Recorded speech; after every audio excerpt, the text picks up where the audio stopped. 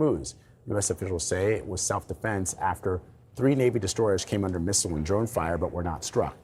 But all the while, the president maintains that the ceasefire is not over. I want to bring in Dr. Stephen Willis. He's a navalist for the Center for Maritime Strategy at the Navy League of the United States. Thank you so much for joining us, sir. Hey, it's great to be with you this morning. Thank you so very much for having me. So can we actually call this a ceasefire if both sides keep firing at each other?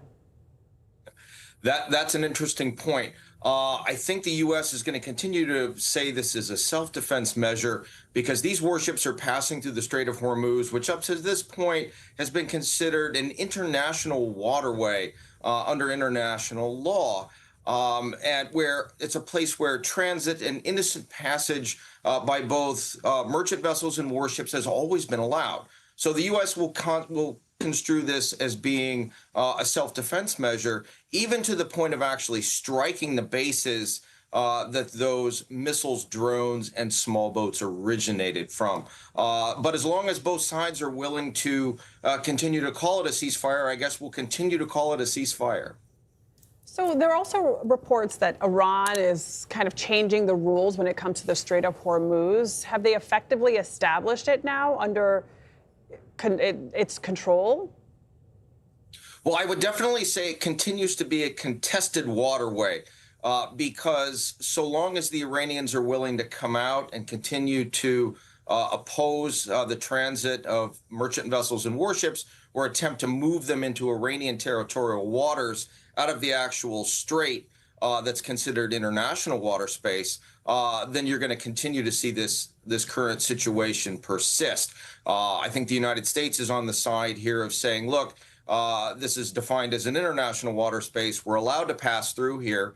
And it's the Iranians who initiated hostile action against warships that are transiting through, again, this recognized international body of water. So I don't think the Iranians have fully established control, but the United States hasn't fully opened the Strait of Hormuz, and it remains contested so long as U.S. warships continue to pass through and the Iranians continue to oppose that.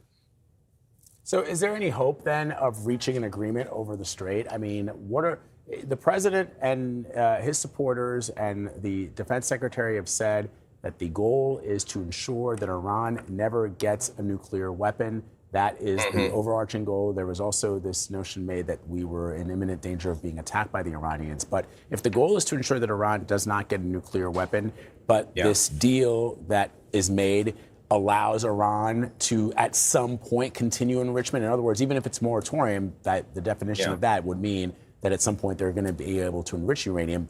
Will we be able to say that we've won? It's hard to say. It depends, of course, with so many things. So long as the Iranians continue to oppose U.S. efforts, they'll say that they're winning. I think the United States, if it achieves all these goals, can say that it has achieved victory as well. But the bottom line here, I think, especially in regard to the Strait of Hormuz, separate from the nuclear issue, is that it remains very dangerous to try to close or limit what had been an international strait and give it into local control of one nation. This is not something that's been done in the past. We've always kept these as international straits, free for passage for merchant and warships alike. And that's a dangerous precedent to set in any agreement because it might embolden others to do similar things in other straits around the world. So that's probably not a good choice. All right, Dr. Stephen Willis, thank you so much for that analysis. Absolutely. Thanks for having me.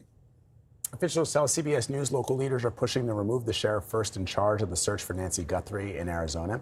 The 84-year-old mother of Today's Show host